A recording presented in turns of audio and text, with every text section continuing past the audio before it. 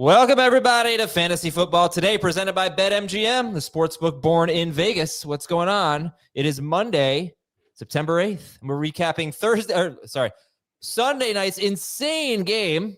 Buffalo 41, Baltimore 40. Game of the year in week one. Also, what the heck happened to the Dolphins, the Texans, the Panthers, the Lions? We'll talk about those offenses. What about those disappointing rookies like Matthew Golden and Travion Henderson, and especially RJ Harvey? We'll talk about them. What are we buying in week one? What are we selling? I'm Adam with Jacob and Dan. Do you feel like I'm intruding on your show right now?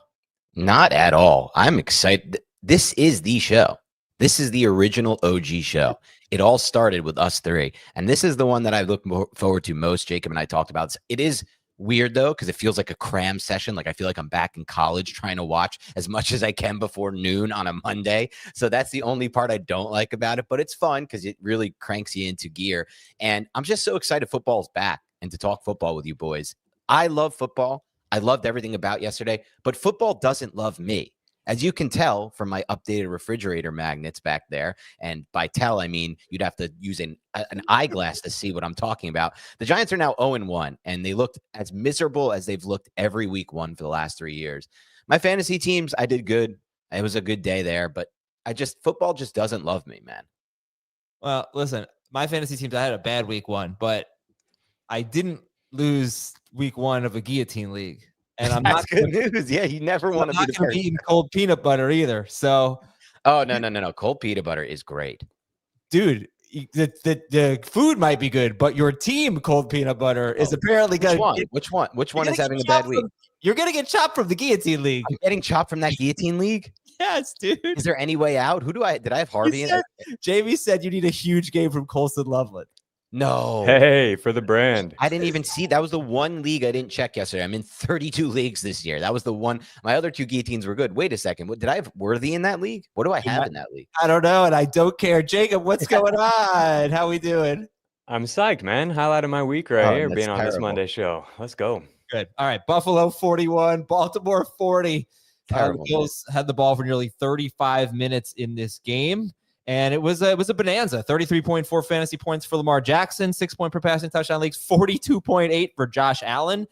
We almost got 6 more points for Allen and Keon Coleman. Coleman nearly scored a touchdown super late in that game, but it ended up setting up the game-winning field goal. So this was just tremendous stuff from these guys. But I think let's talk about, Jacob, the lead wide receiver. Zay Flowers gets 9 of 19 targets in this game. He was started in 68% of leagues. Keon, and he had 7 catches, 143 yards, and a touchdown, plus 2 carries for 8 yards. Keon Coleman had 11 targets. Josh Allen threw 46 passes. Last year, he averaged 30 passes per game. He threw 46 last night.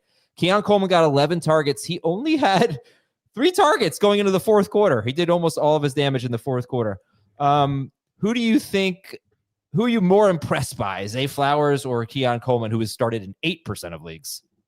Definitely Flowers. Yeah, but these are a couple of guys that Dan and I have talked about a lot on Beyond the Box Score. I think I was wrong on Keon Coleman potentially. Seeing him get his target total pushed up, even though it was the game script that influenced it, that was a career high in targets. His average depth of target was down a little bit. So we were seeing more short yardage targets. He had 6 first downs, which is way more than he's ever had in a game. So all encouraging signs for Coleman. But who am I buying more? It's Zay Flowers. Like you said, only 19 targets for the team. If you're watching on YouTube here, I've got some comparisons on team level and player level stuff. So the Bills had the most plays of any team. 78 offensive plays is an insane amount. The Ravens were 26th with just 50 offensive plays in week one. So that affects things, that affects the total volume. But yeah, 41% target per route run rate for Zay Flowers. This is a trend that we've seen developing from year 1 to year 2. They got him way more involved in the offense, but it went a little overlooked because he only scored 4 touchdowns. But in this game, we saw him getting some looks around the end zone, red zone area. And then, of course, we know he has the speed, the tackle avoidance to turn any play into a big touchdown as well.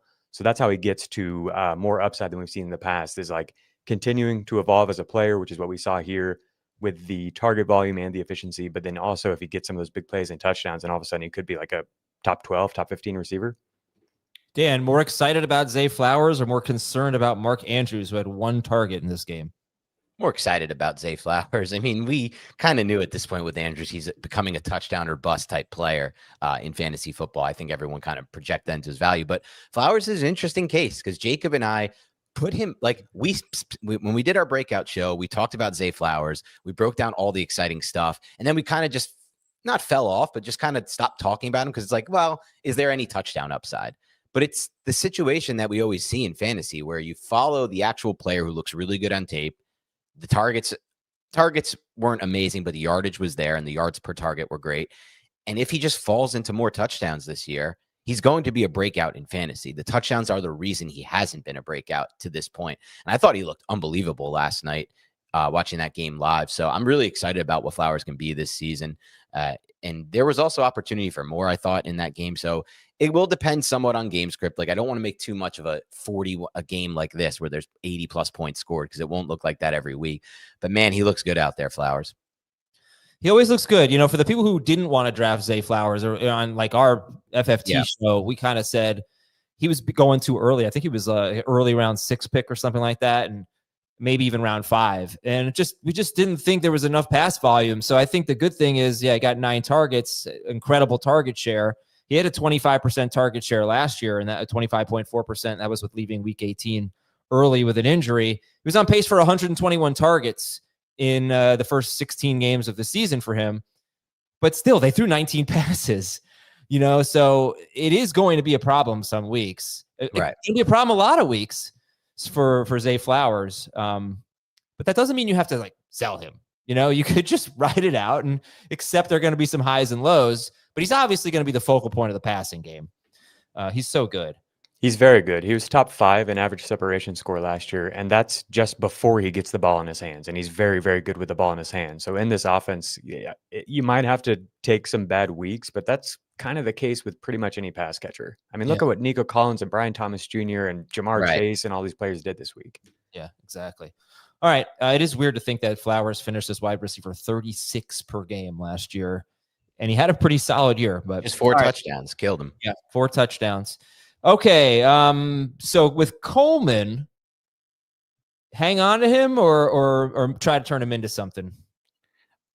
I mean, look, Jacob and I were somewhat split on him this offseason, and I want to give credit to Dave Richard, who I think was first on this breakout and really solidified his take once he got to see it live in practice. But I'm not trading Keon Coleman. I think what Keon Coleman offers is exactly what Josh Allen has needed in this offense for a while because it fits Allen's skill set so well as a passer. Allen has the ability to hit those outside the number vertical shots in that intermediate deep range, those stop routes that I saw him rip to Coleman when he needed them, when they started to have to pass the ball, when the game script called for it.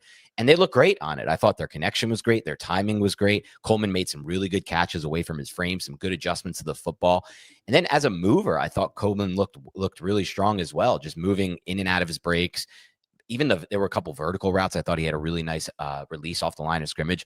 Coleman could be a year 2 breakout player. I always liked his tape at Florida State. I never made much of the 40-yard dash because if you watch the gauntlet drill and you looked at some of the tape from him at Florida State, he was really good outside of straight line speed. I don't think he needs that in this offense. I think he'll be leaned on in the red zone as well. We saw him, the design 2-point conversion for him. So I'm high on Coleman this year, and obviously the game script will be not like this every game. We're going to run into some bad, tricky games so the Bills don't throw the ball a lot. But he's, in my mind, a good bet at least to score somewhere in the 8 to 10 touchdown range. And if they could really start to continue to get that timing connection down on those outbreaking routes toward the sideline, we could be looking at a big year for him. I guess my counter would be, you had like Josh Palmer get 9 targets. You had Shakir get 9 targets, right? So there's competition there, but also this Bills schedule. We knew the Patriots, for example, had the easiest schedule in the NFL. Well, it's the AFC East. I mean, look at their next upcoming games. Jets, maybe the Jets are good. Dolphins, Saints, Patriots, Falcons, bye week, Panthers, Chiefs, Dolphins. I mean, it is so many easy games.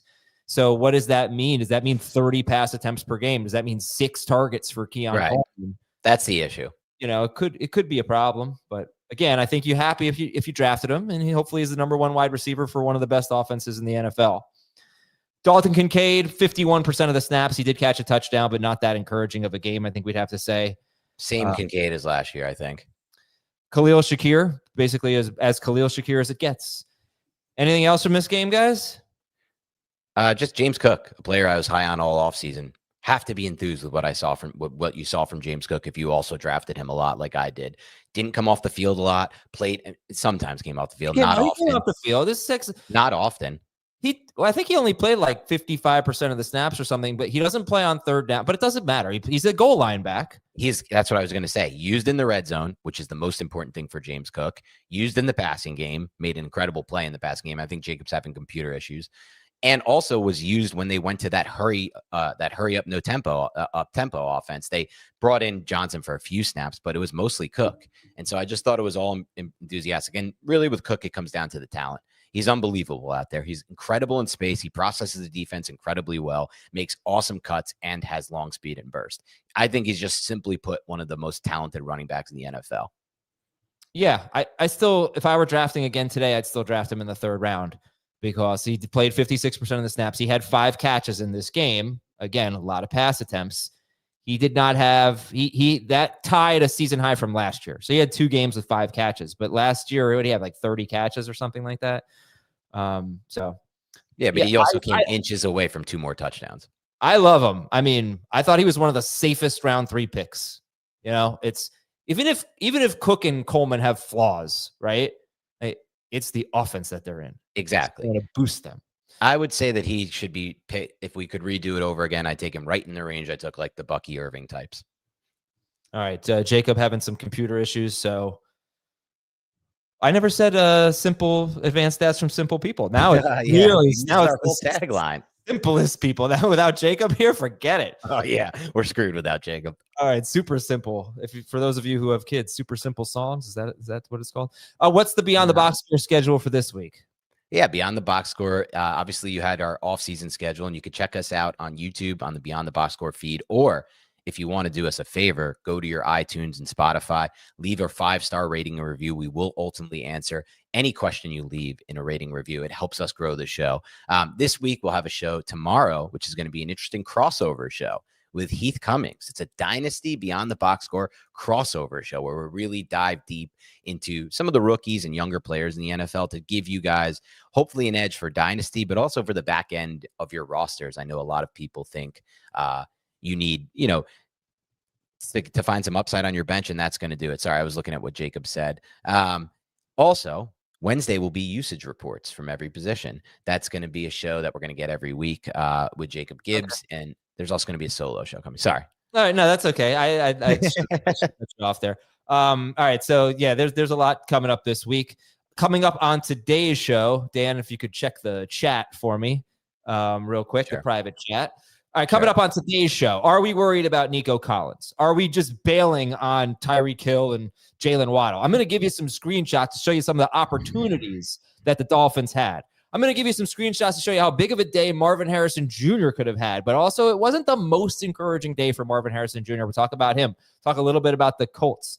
The rookies, of course, like what do we do with RJ Harvey, for example? So that's all coming up. We're going to take a quick break. And when we come back, we're going to give you a player of the week and some news and notes, some snap counts that you need to know. We'll be right back on Fantasy Football Today. Here we go. The 2025 CBS Sports NFL schedule is here.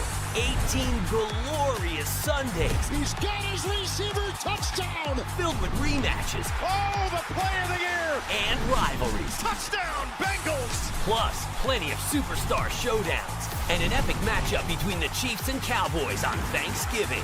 Clear your Sundays beginning September 7th for the NFL on CBS and Paramount Plus. Welcome back, everybody. Now it is time for the Hymn of the Week, sponsored by segment. Sponsored by producer Jordan Peele's upcoming sports horror film, Him, only in theaters on September 19th. Dan, who is him in week 1? I think you got to go with Justin Fields, right? From our fantasy standpoint, it's so interesting. As I worked through the draft season, Fields became a player who in auction drafts just wasn't bid on, and he would fall into a price range that was more toward the quarterback 18-19 range than the projected 8 to 10 that he was ranked at. And you just kind of shrug your hands up and be like, well, I don't believe in this offense. I thought Justin Fields looked phenomenal out there yesterday. I thought he made excellent throws on the run. Thought he was more poised in the pocket than I've seen him at any point in his career. Maybe this is the system that best fits his skill set.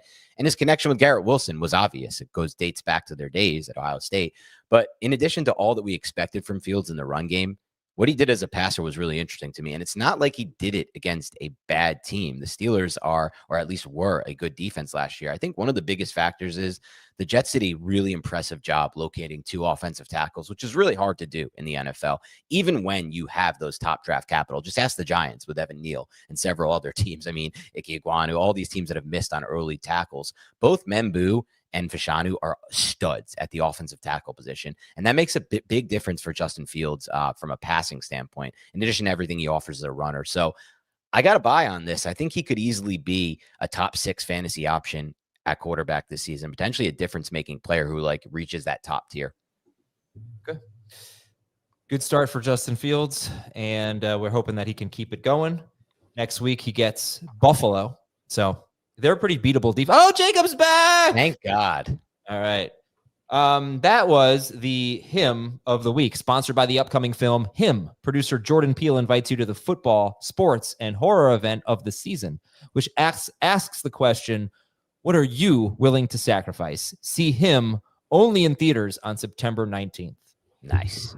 I had one note on the Bills-Ravens that I did want to get in, and it was that Khalil Shakir's route rate was 90% last night. For comparison, it was 75% last year, and he's only topped 90% one other game in his career. Okay, that's awesome.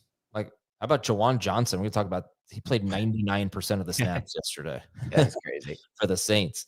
Some news and notes: Giants have not committed to a quarterback for Week 2 at Dallas. Juwan Jennings, shoulder injury. Xavier Worthy, shoulder injury. Drake London, shoulder injury. Oof. So London day-to-day, they're calling him, but we'll see at Minnesota in Week 2. Xavier Worthy gets the Eagles in Week 2. Juwan Jennings, the Saints. George Kittle's got the hamstring injury. The other tight ends I think are okay. Evan Ingram and Brock Bowers.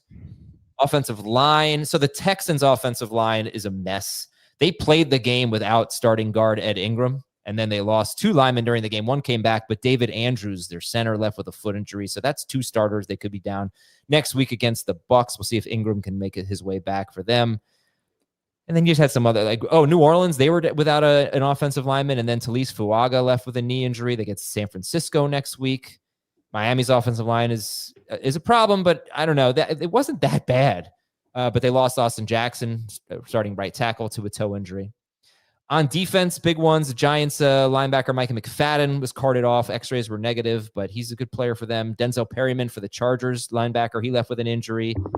Pittsburgh safety Deshaun Elliott left with a knee injury. Raiders linebacker Landon Roberts could miss some time with an elbow injury. Terrion Arnold has a groin injury, starting cornerback for the Lions, and a good one, but apparently it's not serious. My favorite player in the world, L'Jarius Sneed, did not play in the second half. He says he's healthy. The Titans did not use him in the second half. I don't know if that's because he's recovering from an injury or what. Seattle safety Nick Emanwari left with an ankle injury. All right, let's get into some snap counts here. So Travis Hunter played 64% of the snaps on offense, and he played only 6 snaps on defense. But he was supposed to be like an every down wide receiver. He wasn't, and he was basically exclusively in the slot. Possibly game script related too, because they were up by so much. Yeah, maybe. Yeah, I guess we could look like the first 3 quarters, but they didn't pull the starters, right. at the end. Travis Etienne, 61% of the snaps. Tank Bigsby, 21%. Anything to say about the Jaguars, guys? Awful play from Trevor Lawrence from what I've seen so far. He had the lowest pressure rate of any quarterback at just 13%. It's been pretty rough. That and the Texans have been the hardest watches. I've only watched 3 or 4 games so far this week, and half of them have been awful. So that's fun. And the thing about that is, at least with the Texans situation, the Rams were in a phenomenal defense with young talent that's improving and could ultimately be one of the better defenses in the NFL. The Panthers are going to be the stone worst, if not the second worst defense in the NFL. In a fantasy matchup, we target all season long. There's just no talent on that defense. And Lawrence was just missing routine throws from what I've seen without pressure. That's a big, big problem for BTJ stock. It's a big problem for Hunter stock. And obviously for Lawrence stock. On the Travis Hunter note, he had an 84% route rate, which I do think speaks to Dan's point that, like, I think in a more neutral game script or even where they're playing from behind, you'll see more playing time for him. He was out there when they needed to drop back and do a normal passing game. The Texans were so boring, weren't they? I mean, They just have no offensive line. They do. And no run game. Yeah. It was inexcusable. I don't know. Like, it looks like the same crap from last year where there's no hot. They were running all these like complicated deep play action dropbacks and deep route concepts and stuff that take time. But then the offensive line is a complete mess and they're not prepared to handle even 3 and 4 man rushes and stunts and stuff like that, where it's just like immediate quick pressure on Stroud. I have no confidence. Like, Nico is the man. Nico is the man. So I think he'll be fine. But there's going to be games like this, it seems like. Yeah, it's interesting because sorry, go ahead, Adam. No, the Rams are good. You said it. I mean, the Rams have a good defense. They played well. When you have these matchups where you're a defense versus an offensive line and the defense is able to get pressure with 4 and drop 7 consistently just by what Jacob said, just running simple stunts and games up front, and the offensive line just can't pick it up, it's almost like a death knell from a fantasy football standpoint. You do not want to have anyone on that offense that day. And that was the case for the Texans. I don't know how many more games will look like that. Hopefully not every game, but it's something that has me worried a bit about Nico. I saw a couple of the things you posted, Jacob. There was a route where Nico just absolutely torched a safety with a double move. Should have been a long touchdown. The ball never gets there, and the ball never has any chance to get there because of the offensive line. Bijan Robinson played 83% of the snaps. David Njoku and Harold Fannin both played around 75%. Fannin, baby. It's time. Wild. And then you had Judy and Tillman playing most of the snaps as well. This is nothing new, but Josh Downs played 49% of the snaps. And that's kind of what he typically is, right? He doesn't play in 2 receiver sets. He had 1 target yesterday, I believe. Josh Downs. Ashton Genty played 86% of the snaps. What happened here? Stephon Diggs played 41% of the snaps, which I get. Yeah. And he's playing mostly outside this year. Played 8 snaps on defense, Stephon Diggs. That's odd. I saw it in the game book, and then I looked on Pro Football Reference, and it said that I'm going to check again. But that can't be true, can it? That's wild. They mean special teams? Stephon Diggs. I haven't seen the tape of that game. Snaps on defense. Wow. What it says. I just watched the Raiders offense. I didn't watch the Patriots offense at all. On the Josh Downs note, he had a 52% route rate, and that is the second lowest of his career in a healthy game. So I think it was even less than we've seen in the past. His route rate was 75% his rookie and second season. Part of that is game script. They were playing with a lead. They were running a lot. And so he comes off the field in like 2 tight end sets and stuff like that. But I also think Tyler Warren was just like really the focal point in the short area passing game, especially, and that affected him. So we'll see going forward, but he might be like not someone you can use in fantasy this year. Yep. It's not that fantasy relevant, but I need to figure out this Stephon Diggs defense thing. He had never played a snap on defense in his career. And someone needs to figure this out. I'm also just totally confused by this. He's listed as having played 8 snaps on defense on both the NFL like game book official thing that we use and Pro Football Reference. I'll get to it. Let's move it along here. I'm going to go find him. I will say one note on that I did want to add. Shout out Mike Renner, who's CBS podcaster now. He watched the tape of the Patriots offense since I didn't have time to, and he said Diggs looked completely cooked. So that's just something that's interesting. He feels that Diggs shouldn't be taking any of the routes from these young Patriots receivers at this point of his career. Kayshon Boutte at one point was listed as the number 1 wide receiver NFL draft prospect going into his last year at LSU, or maybe it was his second last year. Might have stayed another year. He was a crazy high prospect. Yep. It was supposed to be a star, and it just never happened. And he had some off-field issues too and weird stuff, but that seems to be part of his past. And he and Hunter Henry played most of the snaps for the Patriots. They played the vast majority of the snaps. Juwan Johnson, as I mentioned, 99% of the snaps for the Saints. Late last year, Juwan Johnson was playing about 75% of the snaps. Kenneth Gainwell outsnapped Jalen Warren and had 8 more third down snaps. Kenneth Gainwell was the third down back. Zach Charbonnet, we're going to talk about this a little bit later, but Zach Charbonnet played 9 more snaps than Ken Walker. JSN's an outside receiver now. He played in the slot 30% of the time, 29% of the time in week 1. He's so good. Yeah, and his slot rate was 77% last year. It was 29% in week 1. And the only 2 Green Bay pass catchers who played more than half the snaps were Tucker Kraft, who played 92%, and Romeo Doubs, who played 71%. So big concerns for me about all the Packers pass catchers, honestly. So I just watched all the Stephon Diggs defense snaps, and he was, in fact, watching from the sideline. He's not on the field. Yeah, I don't know. That's so weird. You just like too close to the field? I don't know. This is why you go beyond the box score. You got to watch with your eyes. Because what the heck happened there? Why sometimes charting is wrong. Yeah. Are you guys as worried about the Packers receivers as I am? Yes. Yeah, I think so. Just watching, first of all, Jordan Love looked amazing out there, and I thought LaFleur looked even better at scheming open players. But it seems like it's just gonna be a repeat of what we've had with the Packers receivers. Hard to predict. Different players making different plays every week. We needed to see Matthew Golden be like the guy. Yeah. His snap rate was below 50%. So Right. if he's getting eased in, and we have a history of LaFleur rotating a lot of receivers, which is exactly what he did in this game. Yep. And the Packers defense looked so freaking legit in this game. It sets up to be not favorable at all for the receivers. It's everything that you guys were scared about going into the year. Sets up to be a massive year for Josh Jacobs, though, if that's the case. Just a reminder, Justin Jefferson in the first 2 games of his career had 6 targets.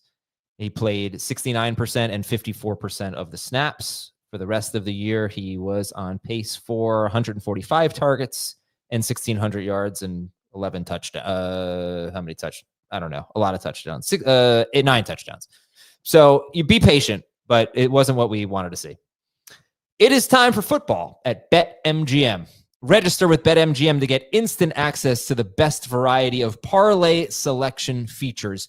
No sweat and boost tokens, live betting options, and much more. And of course, new players can receive up to $1,500 back in bonus bets with the bonus code FANTASY if they don't win their first bet. You don't want to miss out on any of the hard-hitting action at BetMGM. Place your money line, parlay bets, and more today. BetMGM, make it legendary. And the code is FANTASY. If you're an FFT listener, sign up on BetMGM. All right, 4 big topics. I want to thank our audience for giving us these topics. I didn't feel like doing any work, so thank you, everybody. Strictly Sports says, after week 1, which strong performances are you confident will continue through the season, and which are false hopes? I've got a list, but I'll let you guys go first. You can reel them off first. Yeah, I was gonna, give way to you. So go ahead. Get us rolling. Alrighty. Confident. I'm gonna go position by position. Confident in Justin Herbert and what we saw. Everything just looked so easy, and so good. Yeah, to see them go so pass heavy really stood out to me. I do think the Chiefs were really selling out to stop the run. If you noticed, anytime the Chargers ran play action, the Chiefs defenders were like, "Oh crap!" Like not ready for it at all. So I think that had something to do with the play calling for the Chargers. But we saw this down the stretch where they went a lot more pass heavy. They have awesome weapons. So if they can get the ground game going as well, this is just going to be a really, really hard offense to stop. And Herbert, with the rushing as well that we saw in this week 1, could be like a top 10, top 8 quarterback in fantasy. That's what he's been over his past 10 games or so, since he's recovered from that injury early in the season last year. Intrigued, maybe not confident, but intrigued in Michael Penix Jr. and Justin Fields. That was the best game of Justin Fields' career as far as I remember. It has to be, right? I don't know. I don't know if it's probably not the most. It's not the most points he scored, but yeah, he was charted with 0 off-target throws. Yeah, He was making plays. Not just doing the simple read. He was also playmaking. 10 design runs is just incredible for fantasy. The offensive line looked good. The run game looked good. So, if this can be a middle of the pack offense, he could easily be a top 6 or 7 quarterback for fantasy. Yeah, he pops off with these big games sometimes. Can you believe they lost? I said this on the show last night. Just I cannot believe they lost. So many things went well for the. They gave it away. They should have never lost that game. The fumble on the kickoff killed them, and then they had that late hit out of bounds that I really didn't think was a late hit, but it was so far out of bounds they had to. But it was. It was. But his momentum was going into the player, and he barely hit him. But I know the NFL, it would have been a drive killer. No, they'd changed the whole possession. Yeah. Unfortunately, they would have had to punt. So bad things happen, but they should have won that game. You're right. Sorry for my detour there, Jacob. Confident in Justin Herbert, intrigued by Fields and Penix. Anything else? Yeah, Penix performed really well against pressure. Todd Bowles blitzes a ton and doesn't necessarily get there a ton. I think just wants to speed quarterbacks up, but Penix passed the test for the most part. He needs to get Drake London back and he needs to get Mooney on the field, but I was pretty encouraged by that because he was playing with a banged up offensive line, but I thought he stood in and played well. At running back, I'm confident in Chuba Hubbard. I thought the usage was really good for him, all the underlying usage points towards him being like a low-end RB1. And this was not a good game script for him. Typically, we think that Hubbard is someone we can only use when they're playing with a lead, but he still had a pretty good game. Bucky Irving, I'm also very confident in. Bucky Irving, we didn't know what the role was going to be. Last year, at the end of the year, they totally gave like everything to Bucky. He was handling almost all the work. And that's what we saw in week one. The offense scared me a little bit. They gave up a lot more pressure than we're used to seeing in Tampa Bay, and the run game didn't work as well as we're used to seeing. So I think, we're going to feel the Liam Cohen departure, but just in terms of usage, this is exactly what you wanted to see in week one. It's really encouraging. And he's such a special player that even in a bad game like this, he makes that incredible play to get into the end zone on the sideline. He's so good. So confident in those two because of the usage. Intrigued by Breece Hall. Looked like the old Breece Hall. Ja'Cory Krosky-Merritt, he only had a 29% snap rate for Bill, but I think that's going to increase. He played really well, and the offense looked good. We've speculated like now that teams have all this, full year of film on Cliff Kingsbury, maybe they'll be able to stop this offense. It did not look that way in week one. I'm definitely curious to get your guys' thoughts on that as Giants fans. But it's just a lot to stop, especially if you have an explosive element in the run game. And so I think we're going to see more and more Bill. And then Zach Charbonnet, I'm very nervous about this one because I have a lot of Kenneth Walker. I wonder if maybe it was just that they were easing Walker in because he had a slow start with injury with the preseason and training camp. We haven't really seen Clint Kubiak split backfields like this. He normally leans on one guy, and Seattle has always acted like Walker is that guy in the past. But Charbonnet is legit. Like, we know how good he is, and he came in and just like laid wood, like just looked like the guy that we know he is. And it's like, well, he can do that. If the Walker stuff's not working, like maybe they just lean more into this as the season goes on. So intrigued by those guys. I'll throw some names into the mix of players that intrigue me. I'll start with the one, and we'll have a few repeats. I'll try to limit them, but Charbonnet, man, I've been so high on him, and I just thought he was the best back for that specific game against the 49ers defense. And I wonder how many games he's going to be the best back out there. Walker adds an element different to this offense, and yes, he can hit big runs on outside zone, but there are times where defenses like the Niners are just going to understand how to funnel everything back into the middle of an inside zone, and you need a hammer like Charbonnet. So I'll throw him out there. I was super not intrigued. I'm believing in Brock Bowers. Jacob and I have been insanely high on him all off season. The only thing that stopped him was a knee injury that he appears to be fine on. He was unbelievable, and Chip Kelly completely understands how to design explosive plays. I saw a stat about the Raiders' explosive plays in this game versus last season. It was night and day. We're going to see explosive plays all year from that Raiders offense with Chip Kelly at the helm, and Bowers will be the benefactor on a vast majority of them. So super excited about Bowers moving forward. I'd mentioned him before, but I'll say it again. Josh Jacobs. Jacob said it best. If this Packers defense looks the way it looked last game, and like you have Edrin Cooper breaking out, they have just so many studs on that defense. It's going to be a great Josh Jacobs year. There's nothing else to compete with. He's one of the few workhorses we have, a solid to good offensive line from a run blocking standpoint, and game script that should be amazing. Here's another player I'm going to throw in there. And this is not because he looked good at all, Adam and Jacob. It's because of the role, and the role will continue to be this way. It's the most obvious player in fantasy from a role standpoint. Christian McCaffrey. Like, this is exactly what I thought it would be. A ton of targets in the passing game, the outlet for Brock Purdy that he needs, and then a ton of run game. Like, he doesn't come off the field a lot. Brian Robinson played a little bit, not much, and CMC would just rotate right back on the field. So as long as he stays healthy, he doesn't even have to look good. He just gets so much volume in the pass game that he becomes a fantasy cheat code, in my mind at least. So those are players that stood out to me. Let's see if there's other guys I can pinpoint here.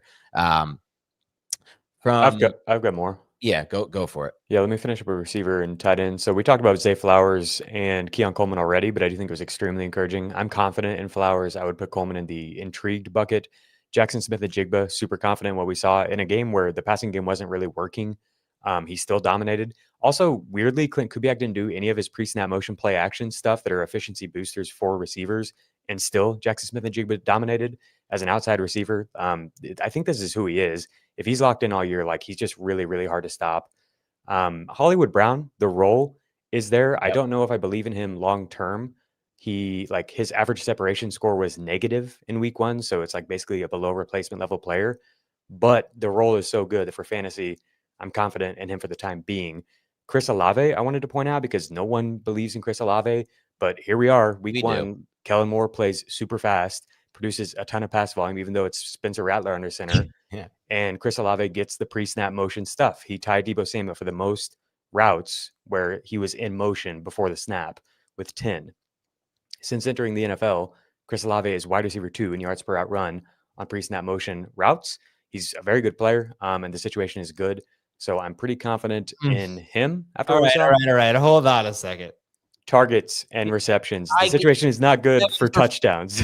Well, or for yards. 7 catches for 54 yards. He's so efficient at creating yards. Yeah. I mean, that's fair. I mean, like I didn't check Rattler's ADOT. I imagine it was like 5 yards. Yeah, that's the thing. I think Rattler is better than I thought he'd be, but I don't know that he's going to make any plays downfield, rarely anyway. So it was good in the sense where I feel like I can throw Olave in there as a flex, but I am not really going to want to start him without bye weeks personally. I have a few more I need to throw in there. I'm confident that Liam Cohen is an absolute genius when it comes to designing the run game. Take that for what you will. It could mean Travis Etienne is going to be a massive, great buy for us this season, but this run game has carried over despite offensive line concern.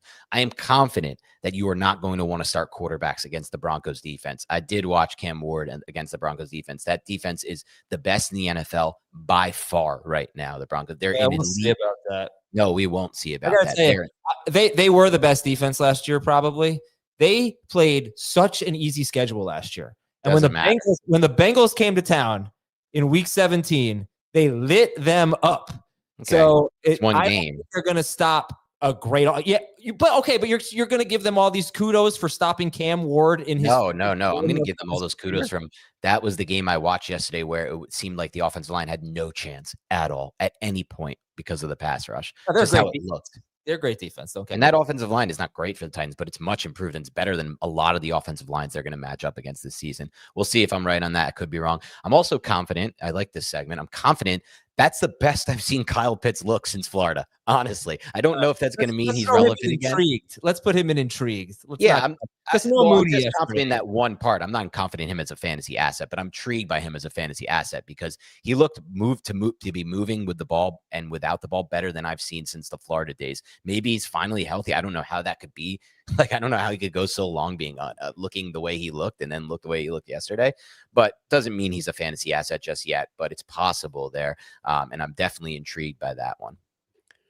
Well, he had a 4.6 yard ADOT yesterday, Kyle Pitts, and he's always been a pretty high ADOT guy. Last year was 8.4, which is not that high, but a lot of the best fantasy tight ends like the Njokus of the world, the Ingrams, they're 5-6 yard ADOT guys. Right. They just rack up a lot of easy catches, get some yak. Kyle Pitts has never been afforded that opportunity. I think he led the position in ADOT each of his first 3 seasons in the league. So it's one game, but that's how a lot of these tight ends are scoring points. They're just outlets. They just make like even Tyler Warren yesterday, like a 5.3 yard ADOT or something like that. That's kind of what we want from most tight ends. I'm concerned about Brock Purdy in the short term. I don't think we've done guys that we're concerned about. They gave up a ton of pressure yesterday. I think the most pressure in week 1 going into Monday Night Football. If Jennings is out, if Kittle is out, Purdy had to force some balls. He got pretty lucky on that last drive. Yeah. Reed Woolen misplayed 2 balls. That last throw into the end zone, all they needed was to go to tie the game. He should have thrown an interception there. Would have been his third of the game. Total luck play. I don't want to start Brock Purdy at the moment. One of the most under-discussed fantasy narratives of the offseason was the 49ers offensive line. They did nothing to improve it. It's been aging for years now, and now Pooney might be hurt. Like that could end up being a big factor in the fantasy season. I'm going to ask you guys about 2 players, and you tell me what category you're putting them in here in terms of week 1 buying or selling. Marvin Harrison Jr. Should we run some screenshot game here? Big buy for me. All right, let's take a look at how open Marvin Harrison Jr. was a number of times and not getting targeted. I've got 4 MHJ screenshots. We'll throw them up. But in the meantime, I'll give you a stat line. 5 catches, 71 yards, and a touchdown on 6 targets. Okay, look at that. Hey, Kyler, I'm open. Clean pocket. He gets, like, if I let this play run another half second, he's even more open right in the middle of the field. In the middle of the field. Is that bad for Kyler? Yeah. All right, let's go to our next one. Dude. So this is hard. I mean, Kyler's stepping up. I think there's an opportunity. You got, like, he's pretty freaking open there. A great quarterback is making a throw to Marvin Harrison Jr. All right, that's number 2. Where's number 3? This one's the hardest one. But he's going, why do you hate me? I'm captioning all of these. I like the captions. They're very great. So Kyler's rolling to his right. This is not an easy play, but I think, like, take a shot. Throw it into the end zone. See if he can make a contested catch. I don't remember what he does there. I think he, like, threw an incompletion or scrambled or something. And then the last one, I think a lot of people probably saw this one. From the 3-yard line, look at the step that he gets. He beats the safety. The safety is stumbling. Kyler throws. They can't connect. You genuinely had a chance for a 93-yard touchdown on that play. So those were some opportunities that were left there. The good thing is he had a good game. The bad thing is he had a 17.1% target per out run rate, only 6 targets. But yeah, Dan, you're buying. You're in on Marvin Harrison Jr.? I'm in on Marvin Harrison Jr. because of how he looked. And he was my favorite prospect in last year's class, despite Neighbors and Thomas in that class. On tape, he was phenomenal. And I thought he looked better today than he looked at any point in his rookie season, or yesterday, I should say. And they finally used him on some horizontal breaking routes. The red zone touchdown that he had was something we just didn't see at all last year. So I think they're finally understanding, like, they need to use him in a different way. I'm not full buy on him. Like, I'm not saying he's going to be a wide receiver 1 elite tier, because Kyler Murray, I don't think will ever support that. I know he did with Hopkins in the past, but that was a completely different system that he was running. It was shotgun, it was spread, it was a lot of those quick outlet passes, and it was mostly PPR based ascension for DeAndre Hopkins. This offense won't be like that. But I do think that he's going to return value on what his ADP was. Okay. Not for me. You're out still? Yeah, they used him a lot on horizontally breaking routes at the end of last season, and he didn't produce during that time. I just don't want any part of Kyler Murray. He's fine. I think he's fine where he's at, but it's like, he was a good player last year. He really was. Nothing has changed, in my opinion. I know what you're saying, but, like, he had 8 touchdowns last year. He has 1 touchdown already. If he gets to 10 plus touchdowns, he will return value. He's fine where he's at. I'm not buying him. Okay, that's fair. One player we missed, though, and the confident factor. Right, that I let me take a break. Very quickly. All right, Puka Nacua is going to be an elite wide. wide. You're basically just naming, like, all the first round, second round picks who had No. Not true. Puka fell deep. Puka fell beyond all the top guys. Same issue that's still there right now. It's no Stafford's health. Yeah, no one's concerned about Puka when Stafford's healthy. Stafford made it through fine. This game, like, we're overrating. Right, he's gonna be fine. He's gonna be fine. He doesn't have a lingering back issue. But more importantly, Puka was used, and Jacob pointed this out, and it was a really good, astute point that he made, in some of the Cooper Kupp ways. And that's the real factor that should be noted. Like, the way they use Kupp, that's the heaviest PPR role you can find in fantasy. And it's the most guaranteed path to points. Yeah, no, he's insane. He's incredible for sure. All right. We'll take a break and come back and talk about 3 offenses, actually 4, that completely stunk yesterday. We'll be right back on Fantasy Football Today. You can always count on Sundays with the NFL on CBS and Paramount Plus.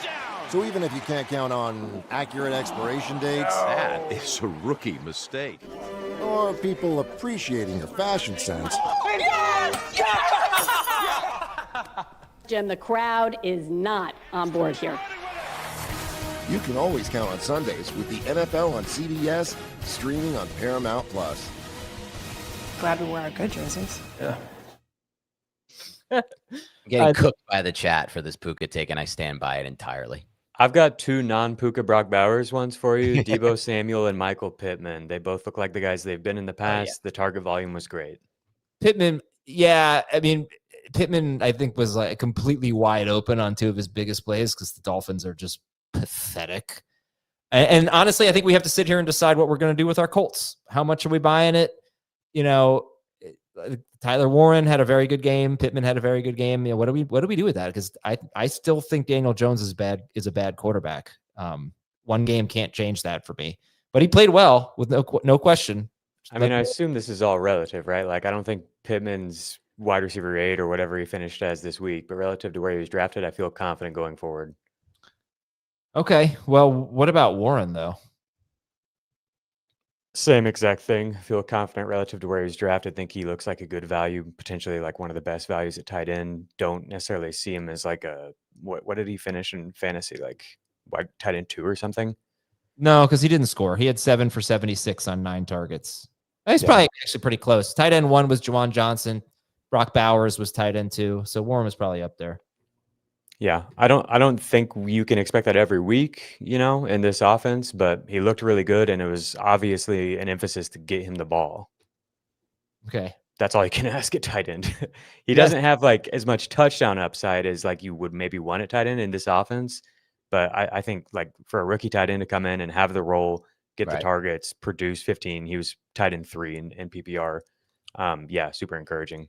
Okay. Yeah, my bad. I didn't realize it was that good. Okay. So the question from Hog Fan reminds me of the movie Buffy the Vampire Slayer. Oh, I thought you were going to say the movie Swim Fan. You ever see that one? No, I never did, but that's you with Jamie. But you ever see the movie Buffy You with Jamie? What? You love Terrible. it. You're always agreeing him. Terrible. You ever see Buffy the Vampire Slayer? No, I never saw it. I heard it was a good show. No, the movie. Oh, the movie. I never saw the show. Definitely never saw the movie. Yeah, it was good. All right. Are the Dolphins and Texans and Panthers offenses broken? Let's rank them on the brokenometer. Who's the most broken to least broken? Dolphins, Texans, Panthers. I kind of feel like I have to put Texans at the top, even though it seems like it should clearly be Dolphins. Dolphins were like the most depressing team yesterday. But man, I couldn't stand watching that Texans game. So the Texans obviously played the best defense. So I want to factor that in of those teams that you mentioned. And I do have respect for Lou Anarumo and what he can do with that Colts defense. But that Colts defense was one of the worst in the NFL last year. And to completely shut down the Dolphins like they did, I want to put the Dolphins first. I have no belief in Tua personally. And I have no belief in the rapport with him and Tyreek, Mike McDaniel, any of it really. So I'll put the Dolphins first. Or will any of them bounce back? Panthers are the one I have the most hope for, if that's the answer, if that's the question. I want to show, can we show the first Tyreek Hill? This is Tua's first interception of the game. This is a play where if you see Tyreek Hill, and I wrote open, there's 3 defenders around him. And we're used to seeing the Dolphins complete this pass. Tua makes a pinpoint throw in between 2 levels of the defense. Yeah. Here he overthrows it, and it's intercepted. We can show the next one, whether it's Waddle or Tyreek Hill, whatever. I am seriously so wide open, Tyreek Hill. Like, that's how open Tyreek Hill is. Tua's rolling to his left. He throws the pass to Hill. His momentum carries him out of bounds. Like, they don't complete that pass. Right. Your offensive line was not the problem. I'm not saying it was great. They had a couple of like blitzes that they just didn't pick up. One of them led to a fumble and a turnover. They turned the ball over 3 times in this game.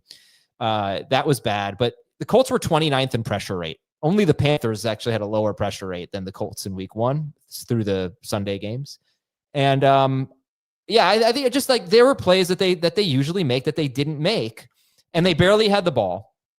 So I feel like they can rebound, but also I feel like I have aqua and orange colored sunglasses because they suck right now and everything's going again. I don't understand how they're this bad when they, as Jamie pointed out, were 20-11 when Tua was healthy with Mike McDaniel.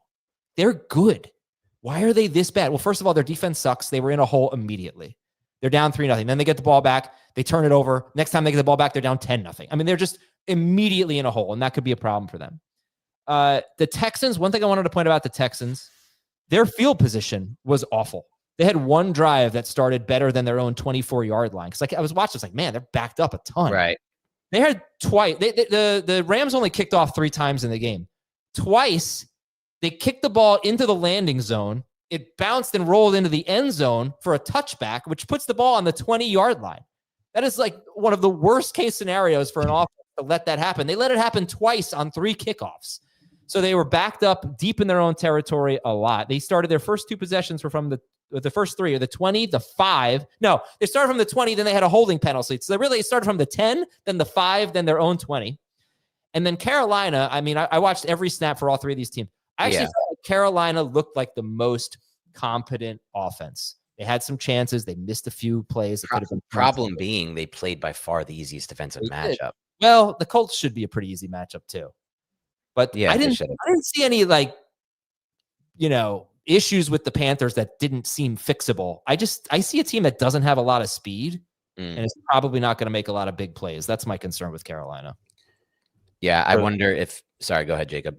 Oh, I was just going to say the fantasy points data advanced stuff just hit their charting data, and it looks really good for Bryce, actually. Like, they have him with one of the lowest off-target rates and a decent, highly accurate throw rate, decent catchable ball rate.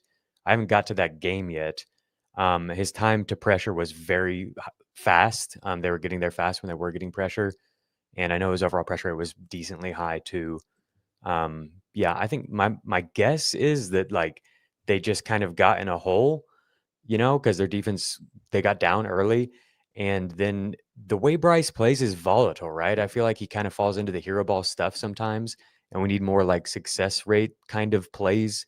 And especially with Thielen and Coker out, I just worry about that. I don't really trust Xavier Leggett that much. We've got a lot of young players who are trying to make this come together offensively. So my guess is, before watching it and looking at the data, seeing that his accuracy charting is at least decent, is that it was just kind of a randomly bad game. I hope you're right. Yeah, well, I've got Tedero McMillan dropped a 33-yard touchdown pass. It wasn't an easy catch, but it was a really nice throw. He had a cornerback beat for a deep ball, but Bryce Young was throwing it to him. He was hit as he threw. That's this play here, right? See that step he has? He's got a step or two on the defensive back. Bryce Young is getting his ass kicked at the 49-yard line on this play, but that was almost a big play. Renfro almost had two chunk plays, but couldn't come down with one of them, was out of bounds for another one. Jatavian Sanders nearly had a 20-yard catch, but he couldn't make the catch. So they were close. It was the Texans that were the one that really jumped out as just boring. No time to throw, no explosiveness, concerning. Yeah, I think we've covered that though. So why don't we go to our next one? It's from, hold on. Evil Eric. There it is. Evil Eric wants to know about the Lions offense. And ESPN had a note they averaged 3.8 yards per play, the second lowest in Dan Campbell's tenure. Yikes. Yep. So what are we thinking about the Lions offense getting spanked by Green Bay? This is what we were worried about. Yeah. Jacob and I were worried about this Lions offense all offseason, and we didn't really buy into any of the players because of it. Now, I don't want to say it's over now, right? It's this offense is done, because the Packers defense may be the best in the NFL or one of the best in the NFL. So I want to make that clear. But it didn't look like the Lions offense to you guys, right? Like, it didn't look at all like the Ben Johnson offense. First of all, the run game was non-existent, and the run game was getting no push up front. That's an issue. Frank Ragnell was the best center in football. He's gone. They basically they do have a brand new interior offensive line. And I mentioned that throughout the offseason as a major concern for me. And it didn't look good, the interior offensive line. Soule's still there. He looked awesome. But even he had some trouble in pass protection with Parsons. It just feels to me like I wasn't watching the Lions offense at all. And we'll see tonight. I think tonight's going to be really interesting. If Ben Johnson can get that Bears offense humming against a coordinator and a defense like Brian Flores and the Vikings, we kind of know. Like, we kind of have an idea of what happened there with Detroit and what's going to happen moving forward, maybe. They didn't use play action and pre-snap motion quite as much as we're used to seeing. 38% play action rate last year on passes. That was down to 26%. Their pre-snap motion on passes last year was 60%. It was down to 51%. So it's still above league average. But last year, Ben Johnson was just like cooking with those types of plays. We heard that they're going to ask their guys to go win more. And I don't think that really happened here. Now, like Dan said, it's a really brutal matchup, especially for that kind of approach, because Green Bay they kind of take away the receivers and let you just do short dump offs and stuff. I didn't think Goff played very well, and the charting kind of backs that up too. He had 13 games. What was it? 12 or 13 in a dome last year. Yeah, I knew you were going to go there. Someone went there in the chat earlier, and it is true. But I feel that way. You look at the end of last season at Chicago, at San Francisco. True. Jared Goff, nothing was stopping him. He was in the zone. They were playing great. Their defense was terrible, and they were throwing a lot. But he seemed to conquer that last year. So, he's got a lot more outdoor games this year. He's never had a big game at Lambeau, at least not with the Lions. Yeah, at Chicago, 31 points. At San Francisco, 32 points in week 16 and 17 last year. So, I've got on the screen here the usage for the Dolphins. Only a 5.2. Yeah, for the Lions, sorry. 5.2 average depth of target at 5.2 yards for Jameson Williams, which I thought was interesting. It's just a one-game data point. But I'm curious to get in here and dig into how they used him. He's been one of the most curious cases for me this year at any position because so much of his production last year was schemed up. If you take away the play action plays and stuff like that, his per route data all gets much, much worse. Obviously, it was bad in this game. He only drew a target on 12% of his routes. So I'm definitely look out for that. I'll update you guys on that. Sam Laporta is the one who stood out to me. Really good route rate and played well and had 24% target per route run rate. And I thought he looked great out there. A lot of people have said that he played through an injury last year, and I thought he played pretty well, even given that. So we don't really know how things are going to shift with a different offensive coordinator, and he's a really talented player. So maybe he's the one who kind of benefits more here. But again, I do think the matchup lends itself more towards Laporta type of targets than wide receiver targets. For what it's worth, Jared Goff scored 15.6 fantasy points in week 1 last year. A lot of guys got off to slow starts. Actually, I'm at 13.4 fantasy points in week 1 last year. I think he'll still be fine in home games. Here's the real problem: 3 routes for Isaac Tesla. That's how you fix. That's how you fix the offense. Incredible catches I've ever seen. Yeah, right. That's how you fix the offense right there. Another note was that in the first half, dead even split between Montgomery and Jahmyr Gibbs, 50-50 playing time with more touches going to Montgomery slightly. When they got behind, it became more and more Gibbs. But it was just so disappointing watching a Lions offense not get the push up front that they get in the run game, or they have gotten in the run game. And I just ultimately think that could derail a lot of things offensively. Okay, so let's go to our last topic here. And it's from Chris Donor. And he says, rookies, who did we overhype and who did we underhype? Yeah, a lot of thoughts on the rookies. I can start with a few. Credit Jacob for cutting up some of the film on them. Got a chance to watch Ashton Genty. I felt like on Genty, the Raiders' run blocking is still an issue to me. And that was an issue I thought was going to be there all season. I didn't think they did a good job upgrading that unit. But they did block up one run. To be honest, I thought, and you could correct me if you disagree, Jacob, on the film that I watched, which was every touch, I only thought they blocked up one run well. It was a duo run, and he did a good job of bursting through the only open hole he saw. Other than that, the touchdown run was just incredible effort on his part, post-contact. Like the play was completely blown up from a blocking standpoint. He did everything there. He was hit behind the line of scrimmage often, mostly throughout almost all of his touches, but he did look natural as a receiver at the backfield too. Not that there was that much design to him as a receiver out of the backfield. So what's the ceiling for a player like that? It still should be pretty high because he's an amazing talent with a great role. Ultimately, more so, I think, for non-PPR leagues. Okay. Yeah, I mean, in terms of Hampton, I'm fine with it. Another example, good role. Yeah, the Chiefs might have a great run defense like they did for 2/3 of last year. Not a great run defense, but the best in football, basically. So, I thought we saw a little bit of burst from him, and we're buying into the Chargers offense. The concern would be, does Najee Harris get mixed in more? Personally, I don't really think that's the solution, but it definitely could happen. The ones that you'd have to be concerned about would be Henderson and Harvey. Obviously, Caleb Johnson is a big concern right now, but maybe that's a long-term play. But Henderson and Harvey being much more concerning than Henderson to me. I feel like you guys would agree, because Tyler Bidet had 6 targets for the Broncos yesterday. Like, where Harvey wasn't used at all. I don't really understand the preseason. I mean, it seems so clear what RJ Harvey's role was going to be, and he just didn't really have it. All I can say is that there is a very long history of rookie running backs that were not drafted in the first round being eased into action. And it does take some time, even for some of the best ones, like Nick Chubb, for example. It does take some time. But Harvey, super concerned, not even close to startable until we see something. Whereas Henderson, I feel like, is knocking on the door of taking over there in New England. But maybe I'm just being too optimistic So, Jacob, how do you feel about those two guys? Well, I'm going to defend RJ Harvey. I thought he looked great. And I think that great players get more and more opportunities and that they're probably going to need him. It doesn't make any sense to me that a team that's contending and trying to knock off the Chiefs would draft a 24-year-old rookie in round 2 and not play him. They cut out the Tyler Beatty stuff in the second half. He barely played at all in the second half. Sean Payton did some shenanigans at the beginning of the game and it didn't really work. And then they got kind of into a more natural flow in the second half. For what it's worth, that didn't result in a ton of more opportunities for Harvey. It was actually more for Dobbins. Yeah. But I think we could see that shift more towards the rookie as time goes on. I'm just mostly encouraged that he looked good because a lot of people were panicking about his preseason film. I thought he made some nice cuts here, looked elusive. He gained a lot of yards after contact. Yeah, looked elusive, had great burst. His one long run was a phenomenal individual play.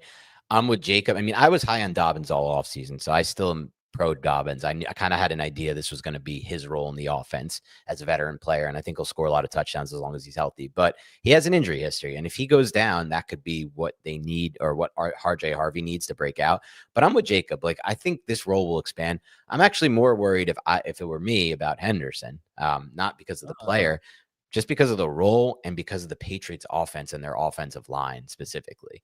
That was what had me worried about Henderson. I don't have any shares of Henderson, mostly because of his price, combined with what I projected that offensive line to be, and then being in a Josh McDaniels offense, not a volume heavy. I never saw the volume coming. I still see potential for Harvey's volume to take a big jump. But he had 5 or 6 catches in this game, right? So he's already being involved. PPR-wise, yeah. I think that he has to beat out Ramondre Stevenson, and RJ Harvey has to beat out J.K. Dobbins. So I don't think it's ever a beat out thing. To me, in McDaniel's offense, there is no beat out. They're going to use a lot of backs. We'll see if I'm wrong about that. Yeah, he really hasn't had great running backs. And one time that there's a spider in this room. Happy about this. So irrationally scared of spiders. I'm fine. He had Josh Jacobs and didn't really split things up there. He just gave it to Josh Jacobs. Now, Henderson's not Jacobs. He's not a workhorse. Different back, yeah. Right. No, he's not going to be a workhorse, but all right. So let's try about the wide receivers. I think maybe overhyped Matthew Golden, but again, we're not going to make a judgment in week 1. Mm-hmm. Maybe underhyped the Emeka Egbuka. He only had 6 targets, but boy, did he make them count.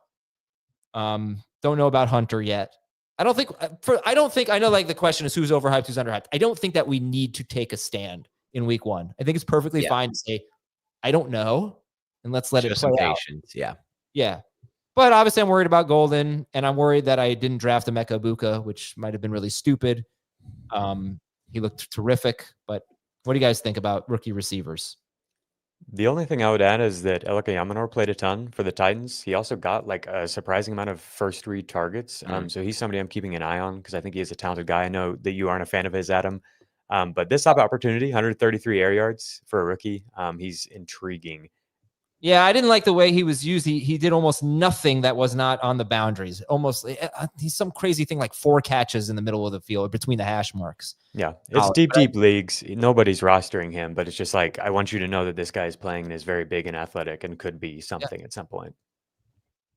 I think Tedero McMillan, absolutely happy if I drafted him. Yeah.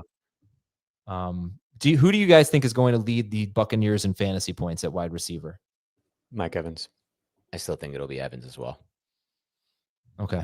And I was hoping to see more targets for Egbuka in this game, 17% target per route run rate. I'm not worried. This is great. Obviously, it's great to see him out there and produce and do the things that we know he can do.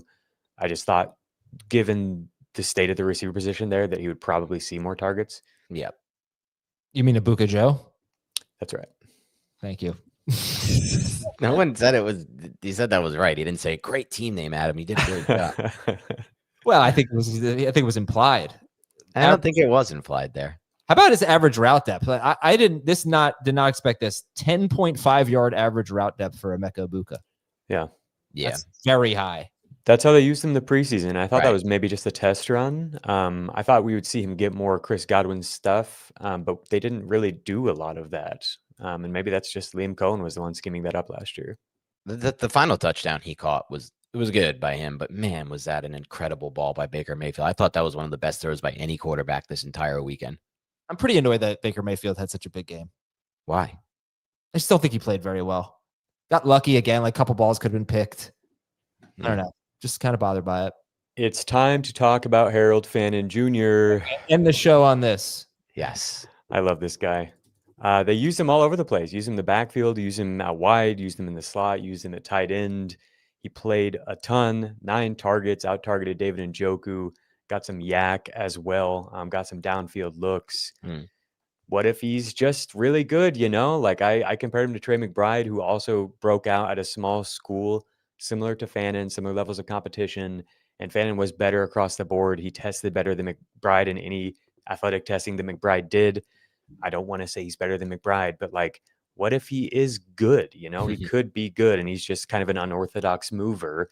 And maybe some people judged him a little bit too quickly. And now we see him at the NFL level, and it's like, okay, yeah, he's still doing the same stuff. It's going to be contingent on Joe Flacco, I think. Like if Joe Flacco's not at QB anymore, you don't probably want any of the Browns, let alone the ancillary pieces. Yeah. Okay. I always pronounce that ancillary. Have I been wrong the entire time? No, I think ancillary. I think is ancillary how I is would right, do it. actually. Yeah. Yeah. Okay. I never trust me with names I'm good at. Regular words in the English language, I'm not very good at pronouncing. Okay, we're out of here. Thanks for watching Beyond the Box Score. There's a lot more of it. It's got its own feed, so check that out. And we got the waiver wire on the FFT feed on Tuesday and on FFT Express coming up very shortly. For Dan and Jacob and Josh, our producer, I'm Adam. Have a great day, everybody. Talk to you soon.